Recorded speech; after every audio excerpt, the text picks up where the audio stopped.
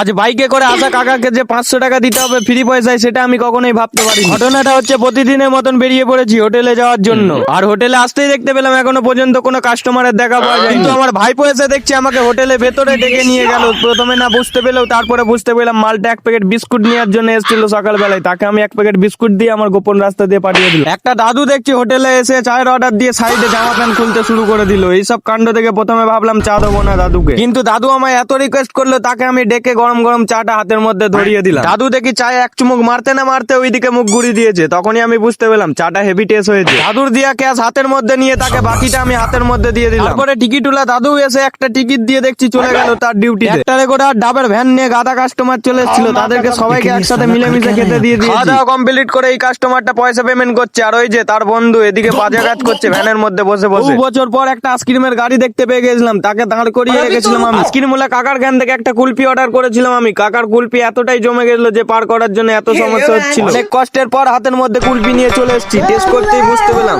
Strong bake. তারপরে বাইকে করে আসা একটা কাকার জ্ঞান থেকে 2টো করে প্যাকেট নিয়ে নিয়ে কাকাকে ক্যাশ পেমেন্ট করতে গিয়ে বললাম কাকা ধারে হবে না, কিন্তু সে বললো বেশি না বকে তাড়াতাড়ি ক্যাশটা। পেপার ডেলিভারি বয় প্রতিদিনের মতন আজকেও পেপারটা লেট করে ছুড়ে দিয়ে চলে গেল মুখের মধ্যে।